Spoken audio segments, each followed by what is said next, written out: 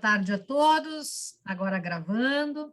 Oficialmente fazemos a abertura, então, do nosso encontro ordinário do Grupo de Pesquisas Relações de Trabalho e Novas Tecnologias, GETRATEC. Estamos hoje em evento quase festivo, porque estamos recebendo aqui um dos sujeitos que fincou as raízes do programa de pós-graduação em Direito da PUC e que é identificado como matriz do processualismo em nível nacional e internacional. O professor Dr. Araquém de Assis comparece ao nosso grupo de pesquisa gentilmente, acompanhado do nosso acadêmico de doutorado, pesquisador, integrante do grupo Boris de Assis. Temos aqui uma dupla familiar, literalmente, os sobrenomes denunciam, não é? E o brilhantismo dos cérebros também denuncia. Fica aqui o elogio que eu tenho certeza que deixa muito orgulhoso o pai, mas, ao mesmo tempo, o filho, porque ter esse tipo de admiração intrafamiliar é efetivamente muito prazeroso. Não sou eu que vou coordenar o evento, nós temos aqui um grupo, uma comissão que organiza os eventos e que faz, então, estas formalidades, né, estas apresentações. Mas eu não poderia deixar de abrir a tarde de hoje, especialmente para saudar o professor Dr. Araquém de Assis, de quem fui colega na PUC, e a quem nos bastidores fazia o agradecimento que agora faço aqui, para ficar registrado para todos sempre, no sentido de que, se eu estou no programa de pós-graduação hoje, é porque alguém trilhou o caminho antes de mim, e este alguém hoje está personificado no Dr. Araquém de Assis. Muito obrigada pela presença, pela trajetória, por tudo. Da mesma maneira, Boris, muito obrigada pela presença, pela colaboração no nosso grupo, sempre muito ativo, sempre muito presente, não é? E pelos saberes que ambos aqui vão desfilar na tarde de hoje. Eu não sei para quem eu passo a palavra, literalmente, se para a Andressa, para a Amália. Sou eu, prof. Andressa, que vai fazer, então, uma leitura rápida dos currículos dos nossos palestrantes, para que a gente saiba, né? Embora se dispense, mas para que a gente recorde, né, com quem está falando. E daí em diante, então, teremos os nossos momentos, aí o tempo para cada um falar. Prometo que não atrapalharei mais de agora em diante, me recolho a minha insignificância e quero aprender muito na tarde de hoje. Muito bem-vindos, professor Araquém de Assis e professor Obrigado. Boris de Assis. Andressa, a palavra é contigo para que possas dar continuidade. Então tá, boa tarde a todos, pessoal. A gente fez aqui um breve currículo, doutor Araquém e doutor Boris, porque os currículos são muito grandes, então vamos sentar aqui e ser otimistas no tempo. O doutor Araquém é desembargador aposentado, professor emérito da PUC, professor titular aposentado também da casa e querido amigo. O Boris, que gentilmente também aceitou o nosso convite, na pessoa do Diego, que fez todo o meio de campo, é nosso amigo doutorando aqui da PUC, professor, pós-graduado, e hoje eles vão conversar conosco sobre a polêmica entre a gravação e degravação das audiências no processo de trabalho. A palavra está com vocês. Muito obrigado, Andressa, professora Denise, um grande agradecimento de coração mesmo a todos os membros do grupo, Amália, Diego, enfim, não vou citar todos, senão vou me perder aqui, talvez causar algum constrangimento, mas é um momento muito especial mesmo, eu o assim designo porque é a primeira vez que eu e o pai temos a oportunidade de dividir uma mesa como uma palestra, né? Embora sempre discutamos ao vivo sobre direito, sobre processo, oficialmente essa é a primeira vez, e que na realidade não é apenas por ser, né, meu pai, mas foi de fato meu maior professor no direito e o maior instigador da minha, enfim, da minha perseguição acadêmica, digamos assim, do meu foco acadêmico. Eu lembro-me bem que ele conta uma história sobre o meu irmão, mas o mesmo é válido para mim, em que um dia o meu irmão chegou em casa, quando pequeno, quando, enfim, talvez criança, não, na realidade adolescente, e reclamou por causa da química orgânica. Disse, por que eu tenho que estudar química orgânica? Meu Deus do céu! E o pai, como sempre, foi responder, ele notou, realmente não sei por quê, não é? E foi à sua biblioteca consultar livros a respeito do ensino e depois formulou uma resposta ao meu irmão do porquê ele tinha que estudar química orgânica, que não vem ao caso a resposta também, mas é esse foco acadêmico, essa determinação de responder as perguntas de forma correta, que sempre me influenciou e, enfim, que causa até hoje reflexos na minha vida.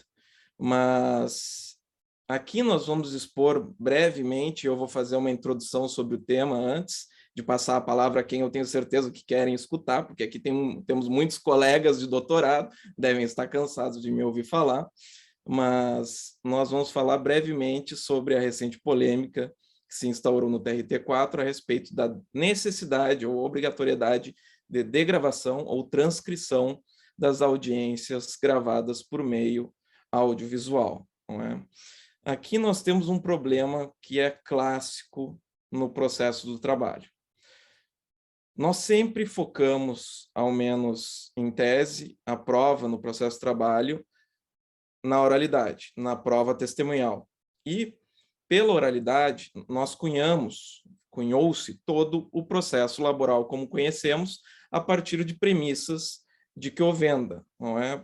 Não há recorribilidade das decisões interlocutórias, a palavra oral é uma preferência, embora, claro, tudo seja documentado, e tudo isso faz com que, ou sempre fez com que o processo de trabalho fosse marcado pela celeridade. Mas essa política quiovendiana tem seus custos. Não há dúvida que, por exemplo, eliminar as decisões interlocutórias, a recorribilidade das decisões interlocutórias, nem sempre é saudável.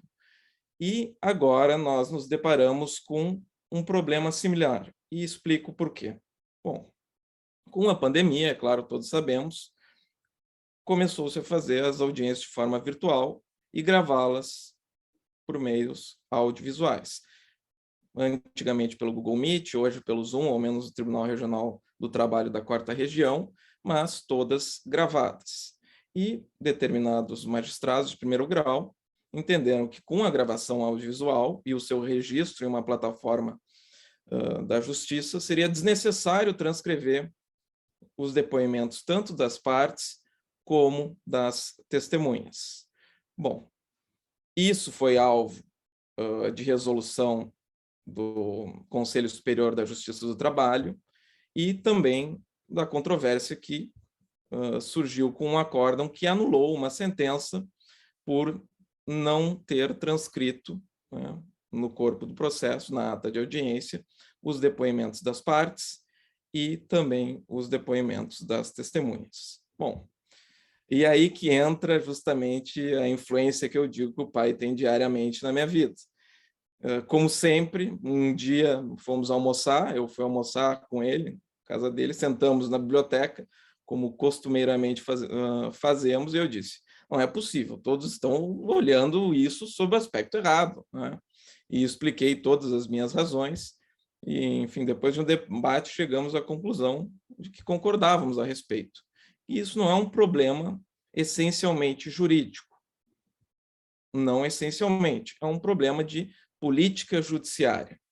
Como eu disse, esse modelo oral de processo tem seus custos. Não é? E esse é um dos custos. Como se foca na palavra oral, como se foca numa valoração suprema da prova testemunhal, até porque o contrato de trabalho, ao contrário de outros tipos de contrato, é um contrato realidade, não é um contrato transacional que se efetiva em um momento do tempo, ele é marcado por uma prevalência da prova testemunhal pela dificuldade de documentação que, por vezes, acontece. E isso sempre sucedeu uma supervalorização da prova testemunhal e da valoração do juiz de primeiro grau a respeito dos depoimentos. Não é? E por que isso é um problema de política judiciária? Evidentemente que todos nós aqui queremos a melhor prestação jurisdicional possível. Claro, se for célere, melhor. Se for muito célere, ainda melhor. Mas quais são os custos disso? Não é? Todos nós vamos concordar que ter 2 instrumentos, ou seja, ter uma ata de audiência transcrita e ter o vídeo é muito melhor do que ter um instrumento. Mas então qual é o debate a respeito de ter apenas as gravações ou apenas as transcrições? Ou, enfim, transcrições e gravações? Porque, evidentemente, em primeiro grau, há uma celeridade muito maior apenas com as gravações. Não há necessidade de uma degravação de tudo que foi dito. E, em segundo grau, evidentemente que há uma celeridade muito maior ao se analisar um depoimento escrito, porque, embora seja uma prova oral, ela é documentada e, lendo, nós temos uma percepção muito mais rápida do que assistindo a uma pessoa falar durante 1 hora em um vídeo, o que às vezes leva um depoimento de alguém, meia hora, 40 minutos, enfim, o que seja. Bom, isso significa que estamos diante de um entrave de política. Quem vai ganhar esta verdadeira queda de braço? Ao nosso ver, como expliquei, 2 instrumentos servem muito melhor do que um, até porque, antigamente, diga-se de passagem, não era proibido se gravar as audiências. Podia se gravar em áudio e vídeo, mas não foi implementado isso. E agora que foi implementado, não se quer transcrever as atas de audiência, que, aliás, não há nenhuma normativa expressa determinando a transcrição de gravação integral dos depoimentos, apenas que haverá um resumo, né? O que, sem a degravação, atenderia esse pressuposto da CLT do artigo 712. Bom, vamos ver quem ganha a queda de braço agora, mas a verdade é que o jurisdicionado vai sofrer até descobrir quem sairá vitorioso. Eu encerro aqui brevemente minha participação e passo a palavra ao pai para que faça seus comentários e, enfim, seu prólogo.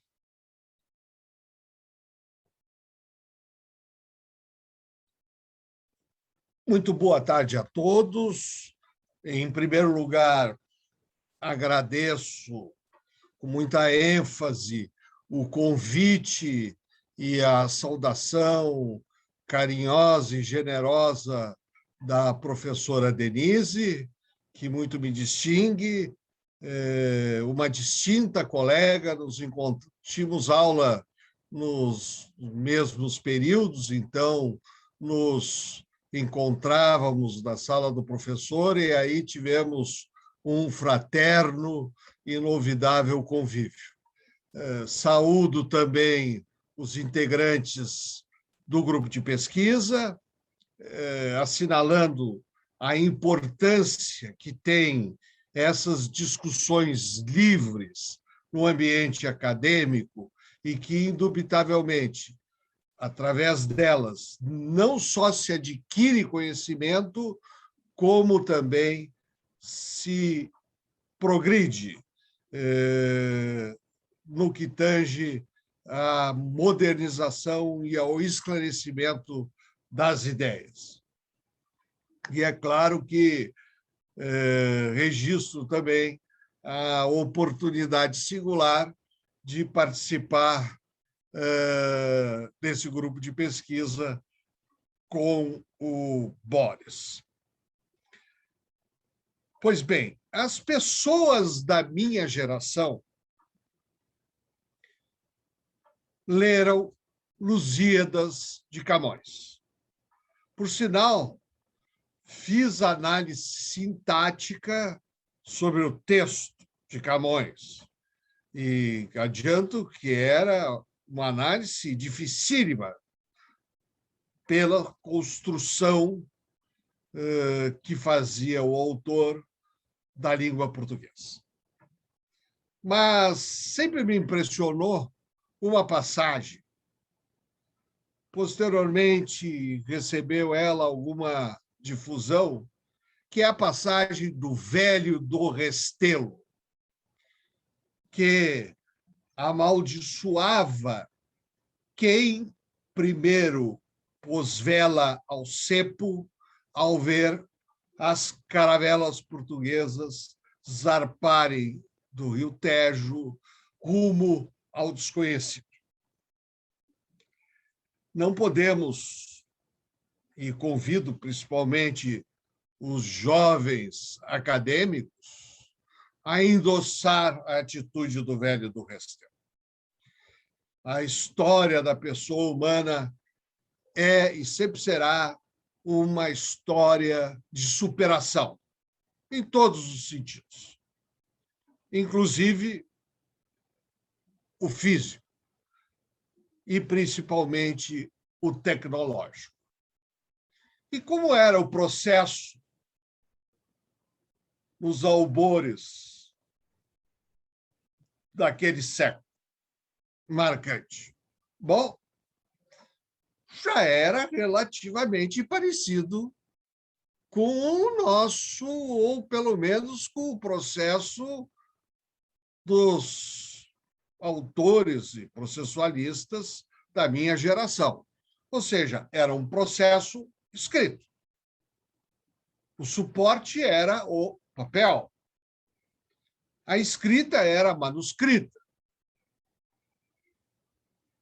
Mas, fora isso, um processo escrito. Quais foram os avanços que se pode testemunhar na forma do registro e da comunicação dos atos processuais? Bom, uma mudança importante, é claro, é a máquina de escrever. Hoje, peça de museu. Máquina manual. Somente posteriormente surgiu a máquina elétrica.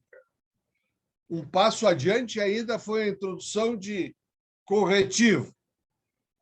E quando eu entrei no Tribunal de Alçada, já estávamos um pouquinho mais à frente, porque eu dispunha de uma sofisticadíssima, para então, Remington, com tela e impressora conjugada. Não era um computador, era só um editor de texto, que permitia que se fizesse as correções na tela antes de imprimir a peça processual.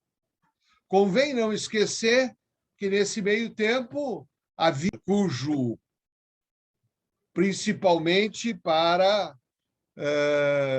o registro dos termos processuais e que incumbia ao escrivão preencher. Depois, assisti à introdução da informática, no segundo grau. Essa jurisdição, o uso da informática no segundo grau de jurisdição teve efeitos notáveis, às vezes pouco percebidos. Por exemplo, reduziu dramaticamente o tempo de publicação dos acordos. Os processualistas do Código de 1939 reclamavam muito disso. Diziam que demorava anos e anos até que o relator redigisse os acordos. Com a informática, os votos são predispostos e, portanto, o problema não existe. Por outro lado, e mostrando que tudo tem seu custo, os julgamentos deixaram de ser colegiados.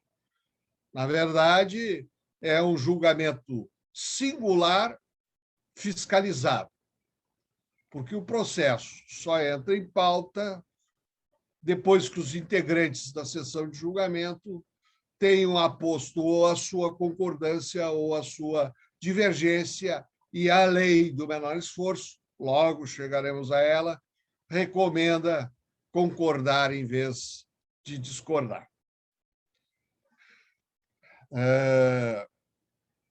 O processo eletrônico, entendam bem, é só uma mudança de suporte. Isso se estuda no âmbito da prova documental. O suporte dessa espécie de prova pode ser qualquer material. A cerâmica, o palimpesto, depois que a tecnologia permitiu, claro, o papel. E agora estamos com um suporte digital. Portanto, o nosso processo, tal como nós praticamos e constatamos na prática, é basicamente um processo escrito, posto que o suporte agora seja eletrônico. Mas uma das críticas feitas a esse tipo de processo, fundamentalmente escrito, é que não permite ao órgão judiciário adquirir conhecimento. A doutrina alemã do século XIX desenvolveu, então, o chamado princípio da imediação, que é um gênero com duas espécies. Me parece que esse é um pormenor relevante. Fala-se em mediação objetiva, que vem a ser justamente a cadeia de transmissão do conhecimento, o que nos permite, então, identificar o testemunho de ciência própria e o testemunho de ouvir dizer, e segundo o princípio da imediação objetiva, cumpre ao órgão judiciário sempre preferir a ciência própria ao ouvir dizer. Vejam que, quanto a isso, não há nenhum juízo sobre a verdade. Pode ser que a testemunha de ouvir dizer esteja dizendo a verdade e a testemunha de ciência própria esteja mentindo deliberadamente. Mas é preciso encurtar a cadeia da transmissão do conhecimento.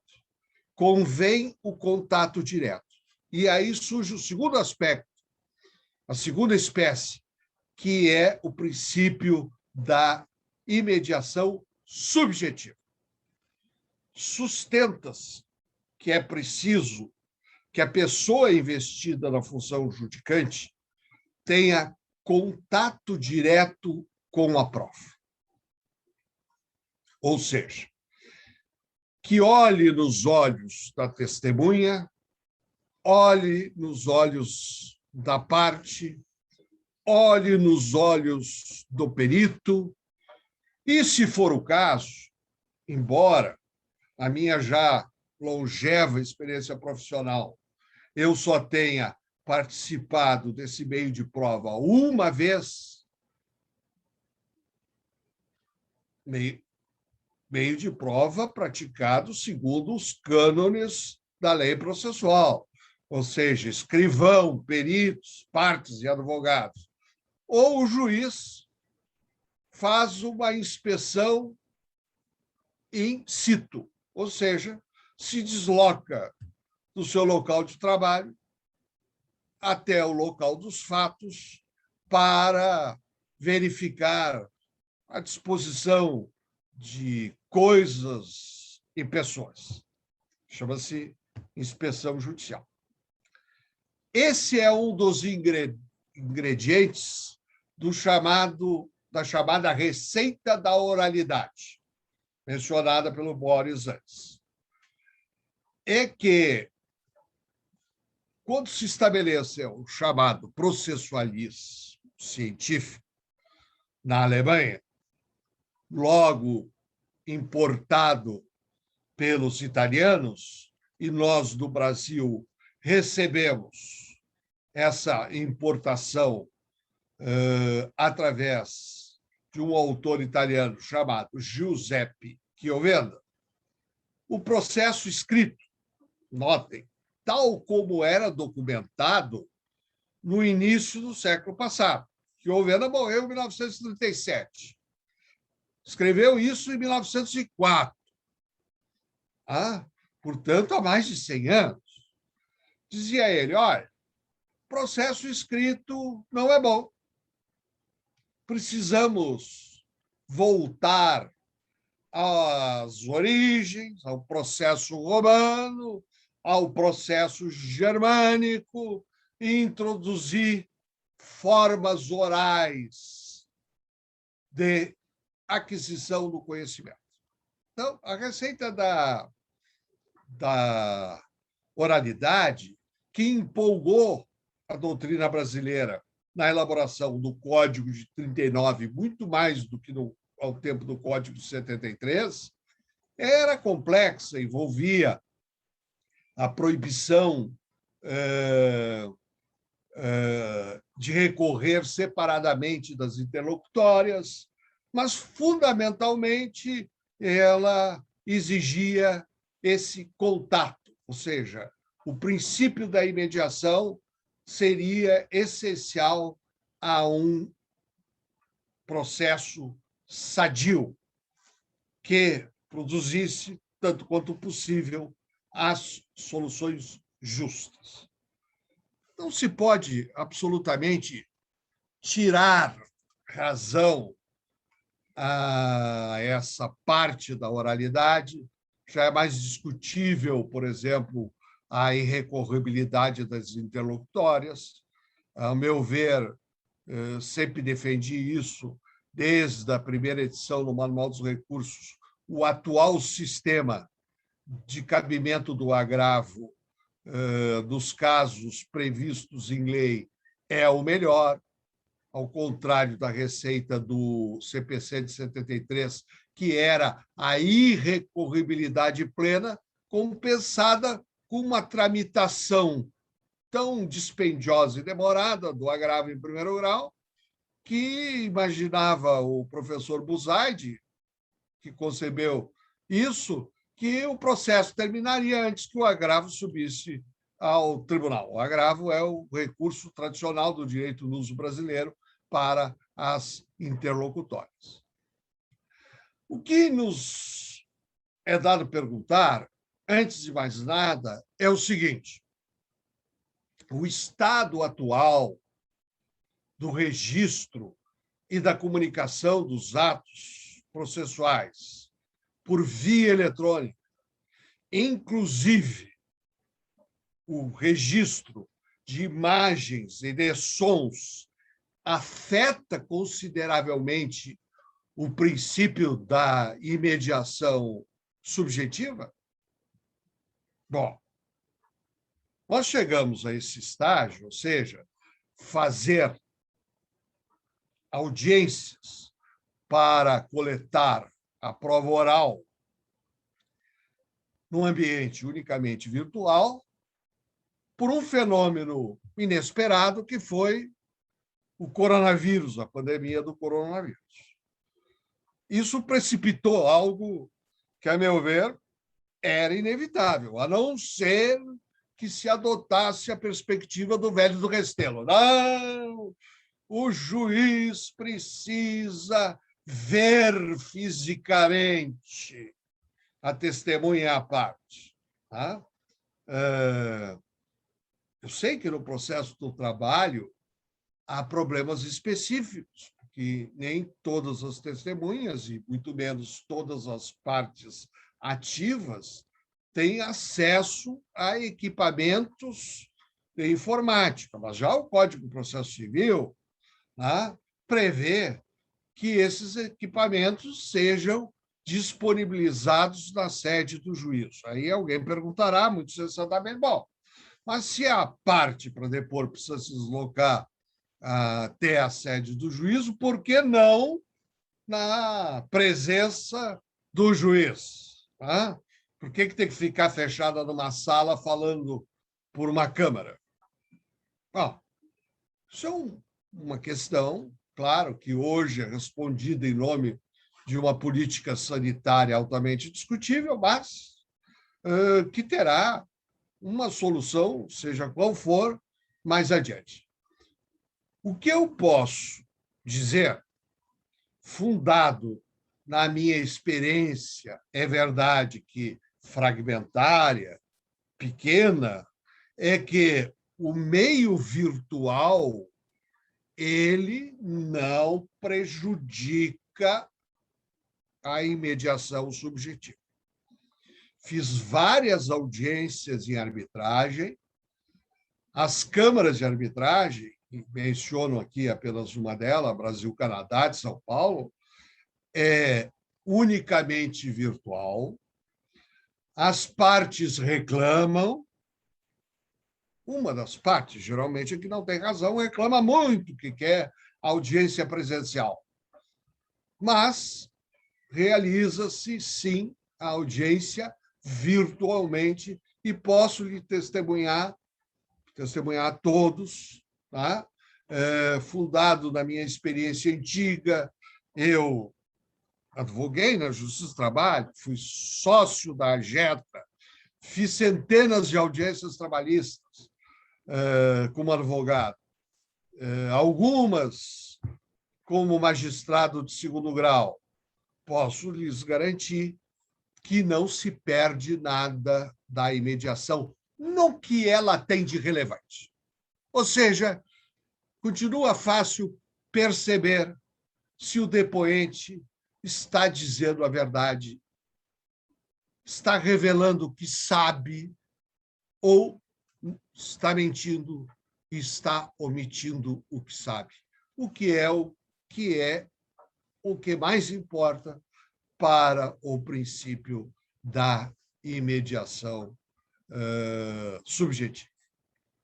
Então, com isso eu quero estabelecer de forma clara que essa maneira de registrar os atos processuais, ou seja, a gravação em áudio e imagem das audiências e do contato do juiz com as partes e com as testemunhas e com os advogados, é altamente positivo. Não se perde nada e, ao mesmo tempo, se ganha um registro permanente. Claro, permanente enquanto o vírus não vier destruir todo o sistema judiciário brasileiro, aniquilando os processos. Não estamos absolutamente imunes a isso, como alguns episódios recentes demonstraram. Então, é altamente positivo o registro. E a forma antiga. Vamos rememorar. Na forma antiga, era o sistema do PR. Perguntado, respondeu. Era o registro que se fazia. O problema é que o sistema do Código de 73, o sistema da CLT primitiva, por razões que eu não pretendo examinar agora, era do advogado perguntar para o juiz e o juiz perguntar para a testemunha e depois reproduzir a resposta no registro físico.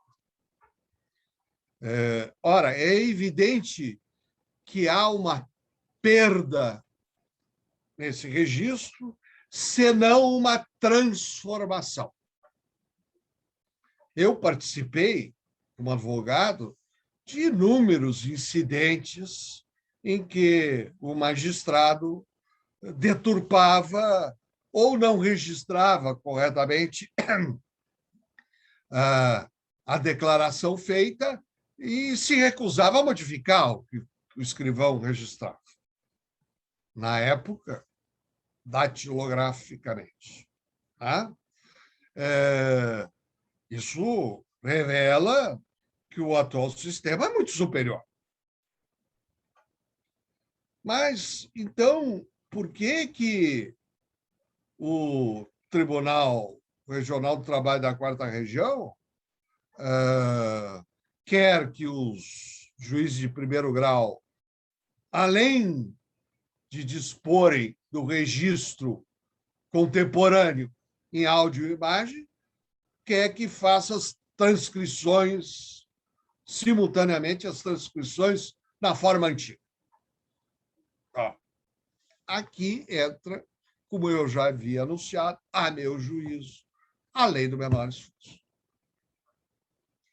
E como nós estamos no ambiente acadêmico, em que a palavra deve ser livre em que a liberdade de cátedra é incontestável. Preciso lhes dizer com a minha franqueza, eu sempre tive boca grande, ninguém que me conheça minimamente ignora esse fato, é que é uma briga de preguiçosos.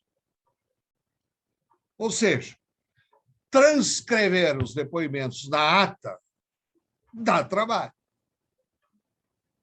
Se o trabalho fosse do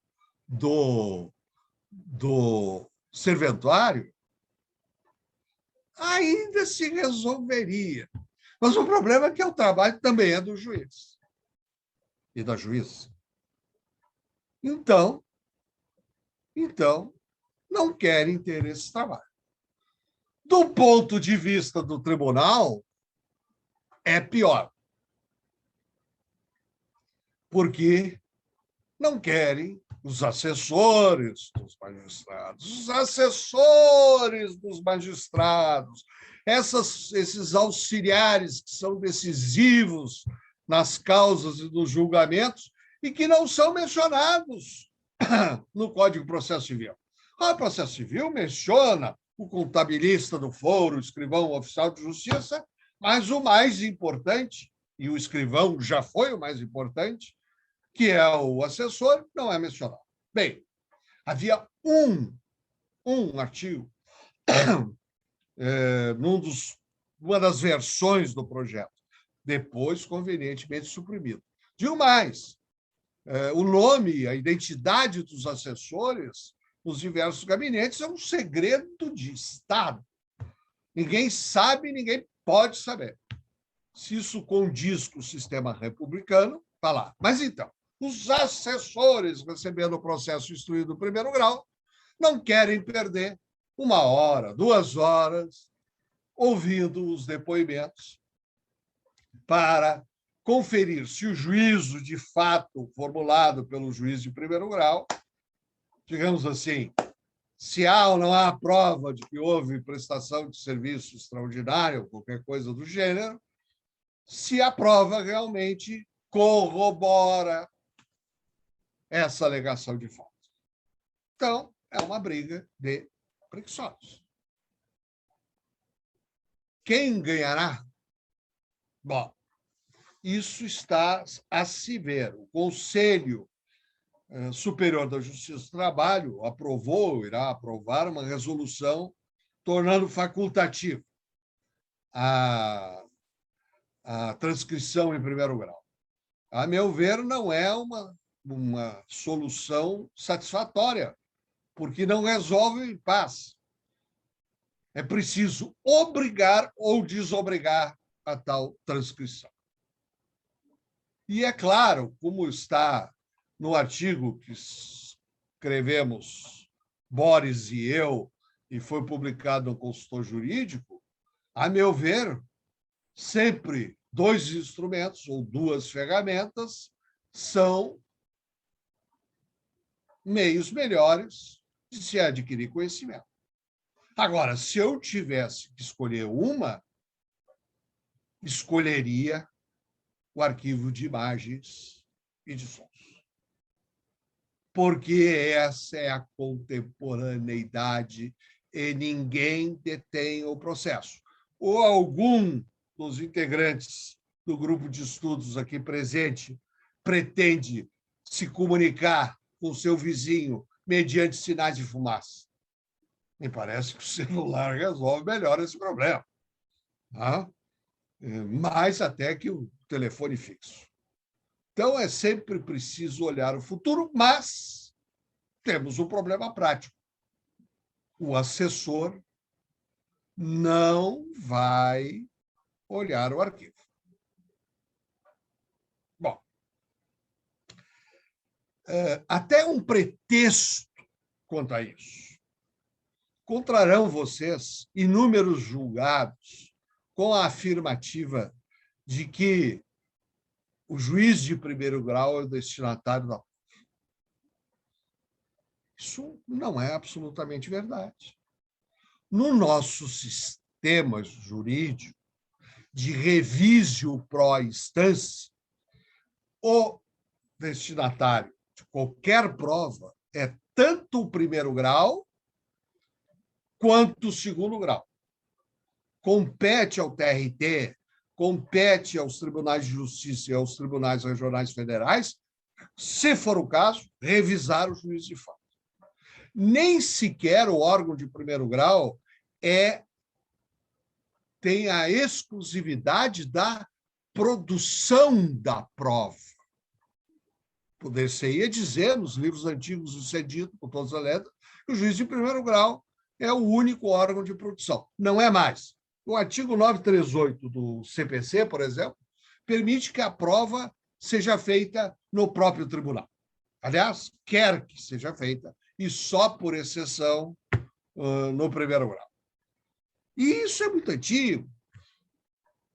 Tem um exemplo da nossa história do Tribunal de Alçada, extinto, muito antes de eu ter lá ingressado, em que havia causas repetitivas oriundas de Rio Grande sobre avaria grossa, ou seja, tratava-se de apurar qual o percentual de perda no carregamento e descarregamento de grãos, né? Então, o Tribunal de Alçada, o relator era um processualista, foi meu professor na faculdade, faleceu esse ano, tá? Já nonagenário, e ele resolveu fazer uma perícia no tribunal. E assim foi feito. E fez mais, para ver como as modernidades, às vezes, retratam acontecimentos antigos. Fez uma prova coletiva, porque a tal perícia servia para todos os casos, não só para o caso em que, em concreto, ela foi produzida. Então, temos esse problema, né? Há pretexto para o assessor não ler no tribunal. Não ler, não, digo, não ver, não ouvir. Tá? E como resolver isso? Bom, a tecnologia dá uma resposta para isso. Não sei se já ouviram a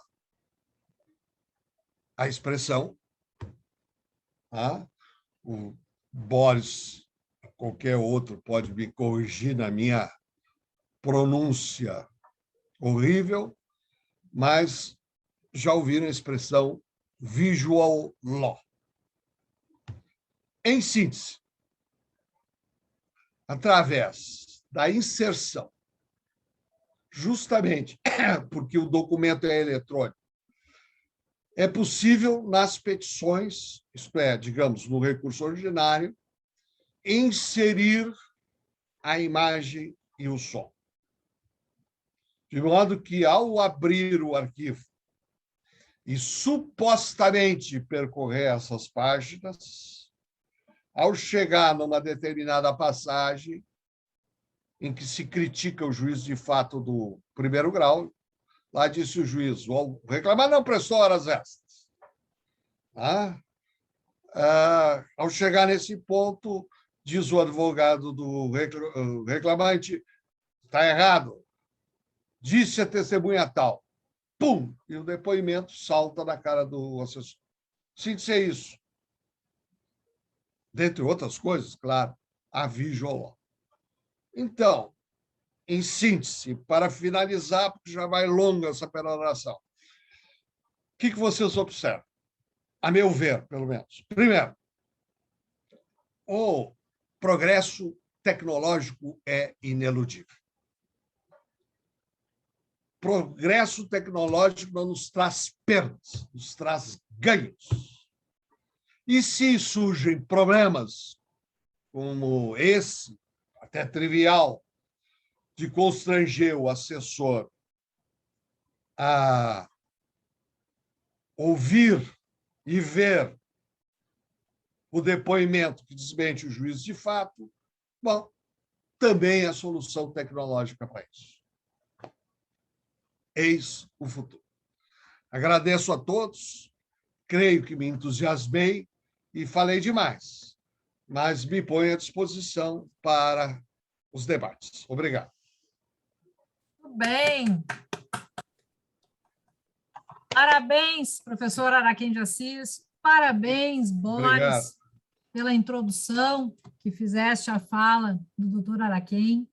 Eu quebro aqui os protocolos, sei que já tinha passado a condução do evento à nossa mestranda Andressa, mas enquanto o doutor Araquém falava, e durante também o início da fala pelo Boris, eu me lembrava de um despacho de que nosso escritório foi destinatário há uns 20 dias, que dizia assim: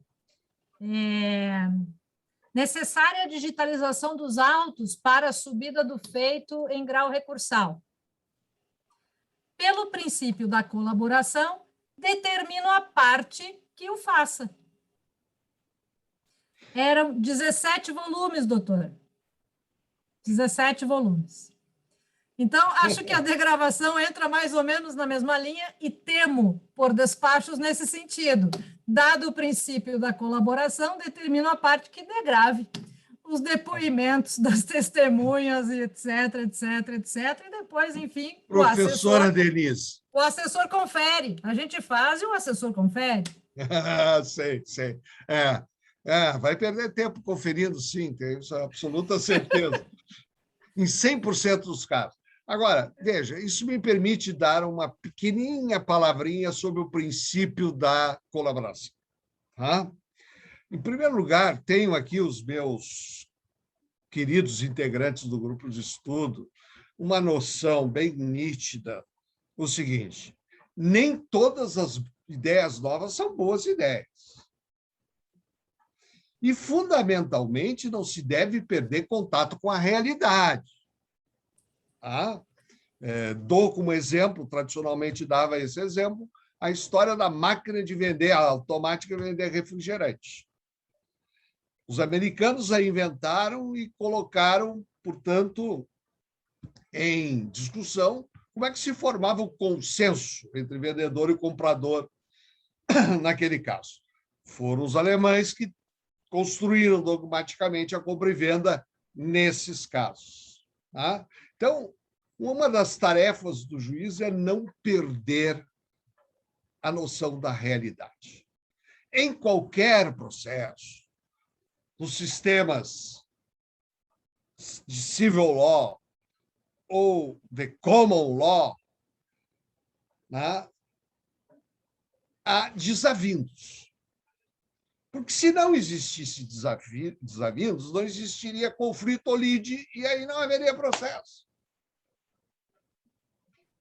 E é claro que, no processo, forma-se pela natureza das coisas, por força de eles ser dialéticos, ter contraditório, o que os alemães chamam de comunidade do trabalho.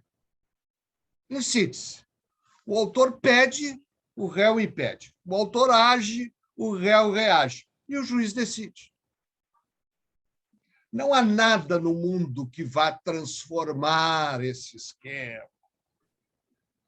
É impossível imaginar autor e réu colaborando entre si, muito menos praticando atos convergentes. Isso é um absurdo. Impraticável no nosso ambiente. A professora Denise, brilhantíssima advogada trabalhista, sabe perfeitamente que não é que os advogados não se falem. Falam, claro. Né? Trocam ideias, trocam opiniões, às vezes até tentam acordo, né? Muito mais no processo de trabalho que no processo civil, onde esse diálogo é absolutamente excepcional.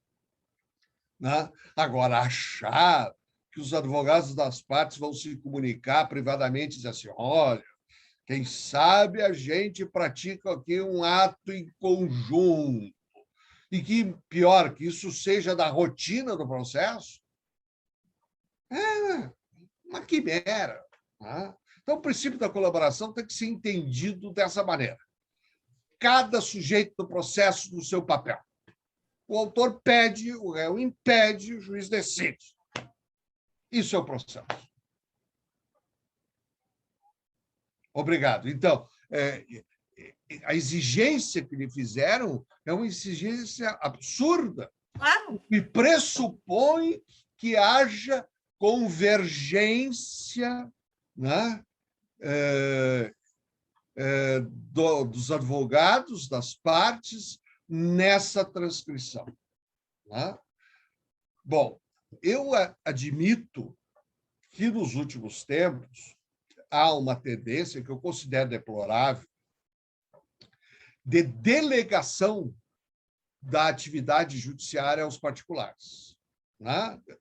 Quer dizer, não só alguns atos que realmente podem ser delegados, como acontece no processo da common law, em que há o chamado serviço construtivo, que é a entrega da citação em mãos. Nós vemos isso nos filmes. Né? Então, há uma margem para isso. Mas também não é possível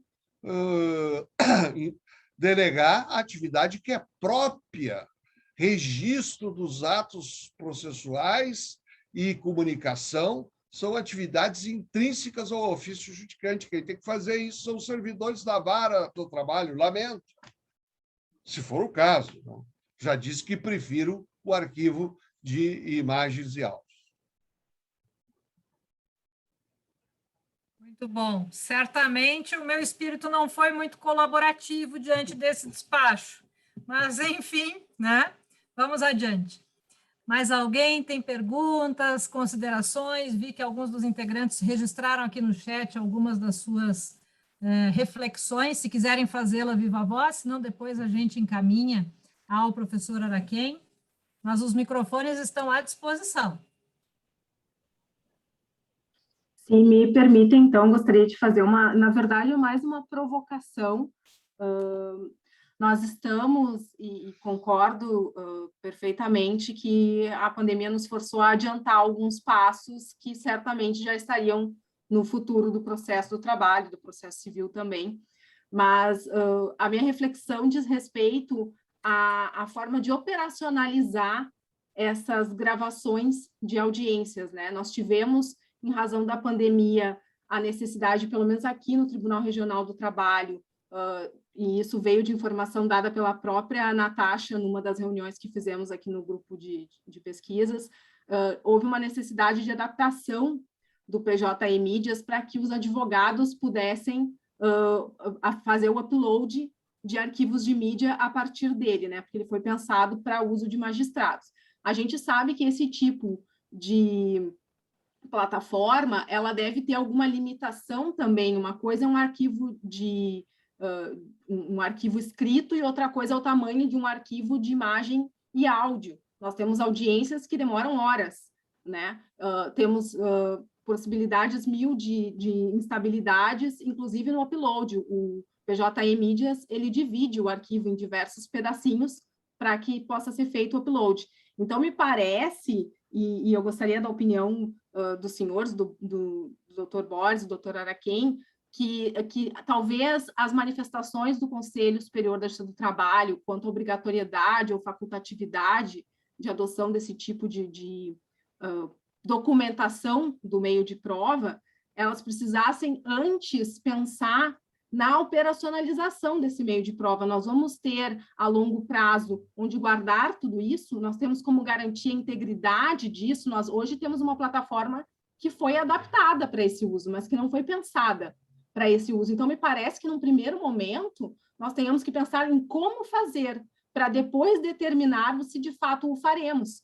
Porque só a partir do momento em que nós tivermos uma ferramenta que nos garanta autenticidade, integridade e disponibilidade de documento eletrônico, é que nós podemos passar a falar da sua obrigatoriedade ou não. Não sei se os senhores recordam, mas logo quando o processo judicial eletrônico foi estabelecido na Justiça do Trabalho, nós tivemos casos de atas de audiência que sumiram do sistema.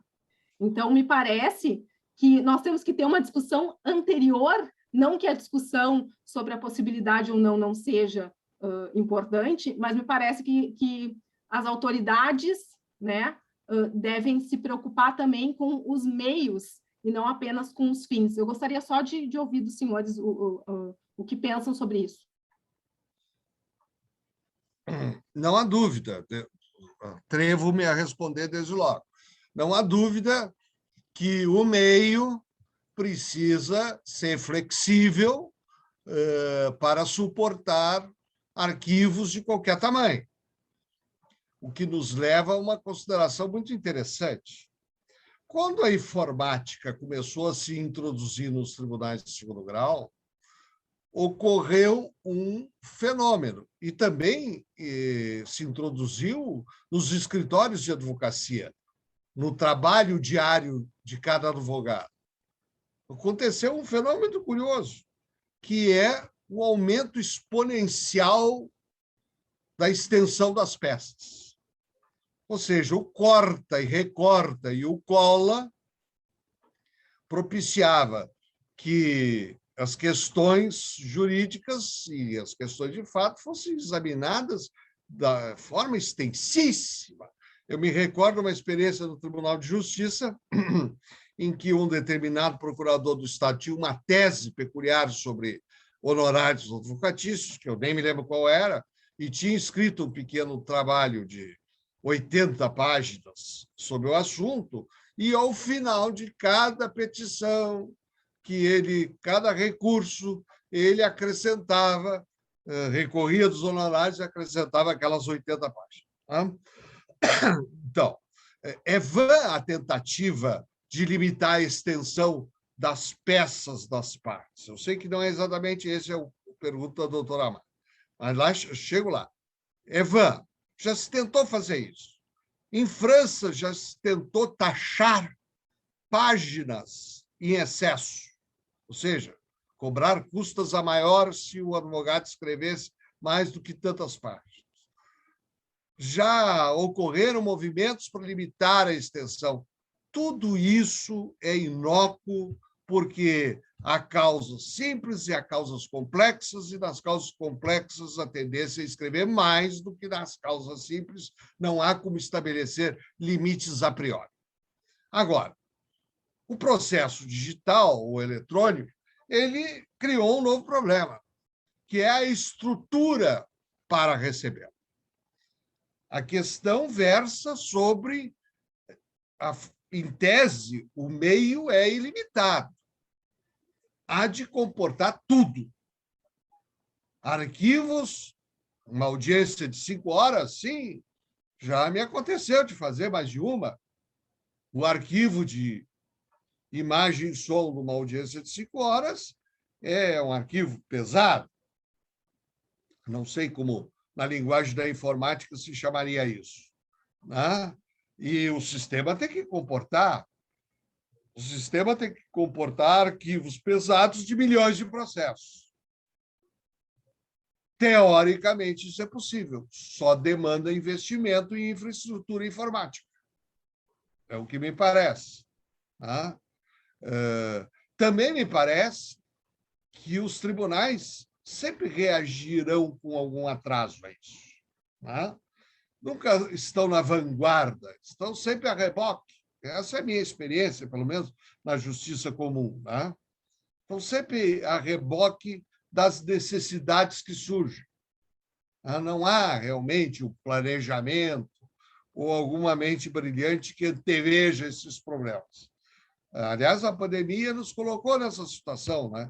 Tivemos que resolver, e resolvemos, a meu ver, sem embargo de episódios pontuais, resolvemos bem o problema. Estamos progredindo. Boris. Concordo plenamente, mas só ia acrescentar, além do que foi dito, que o judiciário normalmente está a reboque, é verdade, mas nesse caso, as possibilidades não dependem de criação, não são de natureza criativa. Todos os meios disponíveis para guarda de arquivos digitais já existem. Depende, é claro, de investimento, depende de escolha, depende, enfim, determinar qual plataforma é mais adequada ou não, mas... Servidores poderosos. Tá? Servidores poderosos, claro, mas isso tudo é possível, e, aliás, é muito possível, né? Ao meu ver, claro que vai demandar uma resposta rápida, porque sabemos que o sistema, ao menos se houver um limite de armazenamento, não vai aguentar durante determinado tempo. né? Mas nós temos uma economia do outro lado também, porque há uma modificação, uma transformação, nós não estamos acumulando coisas. Ao mesmo tempo, o judiciário, antes que precisava investir em ambientes físicos amplos, agora não precisa mais, não precisa de inúmeras, uma sala gigantesca para comportar 1 milhão de processos, não é? Esses investimentos também são caros, e agora não tanto, não é? Então, nós temos uma troca aí, e me parece que isso, agora a digitalização e o suporte desses arquivos pesados é uma tarefa muito mais fácil, porque os aplicativos, porque as plataformas já estão aí, né? E vai resolver um problema menor que sempre eu participei de inúmeras sessões tratando disso e tal, que é o desaparecimento do arquivo judicial. Tá?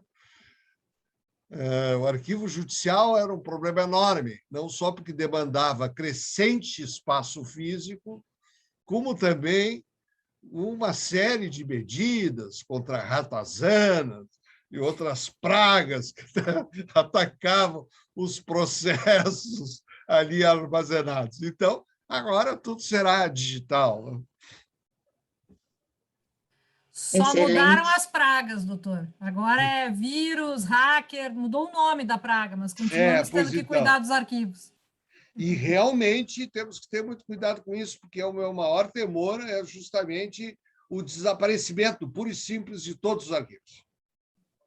E hoje não temos ainda integração entre o PJE e o PJE Mídias, né? Se faz a juntada em um para comunicar no outro, mas eles não se integram. Então, isso também é um dificultador para a atividade da advocacia e até para acesso das partes, né, ao processo. Certa feita, Amália, eu encontrei num aeroporto, no tempo que se viajava de avião, né, para trabalhar, o secretário-geral do Conselho Federal da Ordem, que me comunicou, para o meu completo desconsolo, que existiam 44 sistemas de processo eletrônico diferentes no Brasil. Então, o fato de nós estarmos rumando para um já é grande coisa. 44. Né? Cada tribunal estava criando o seu, né? Improvisadamente, no varejo. O Tribunal de Justiça do Rio Grande do Sul tinha um péssimo, que era o sistema TEMES. Péssimo, na minha opinião. Já a minha esposa e mãe do Boris achavam o TEMES maravilhoso. Então é ótimo. Vamos encerrar aqui a discussão. Sim, exatamente. É excelente. Ela não gosta de ser invocada e citada. Foi um ato falho. Bem, muito obrigada. Vou passar a palavra, então, para a Andressa, para que faça o encerramento. Agradeço penhoradamente, Boris, professor Araquém, pela presença, pelo tempo dedicado a esse grupo de pesquisa, a todos nós estudantes, e desejo que voltem mais vezes nessa dupla que nos foi assim tão gentil, tão simpática. Nos sentimos em casa, na casa de vocês, né? E ficamos muito felizes com isso. Andressa, a palavra é tua. Então, tá, eu queria agradecer ao doutor Araquém, ao doutor Boris, pela excelente palestra, uma aula de direito que com certeza vamos rever e já pedindo bis, né? Queremos vê-los novamente aqui no nosso grupo. Muito obrigada. Eu agradeço e me despeço a todos, desejando uma boa tarde, um ótimo fim de semana. Muito obrigado. Obrigada, até logo. Obrigado a todos.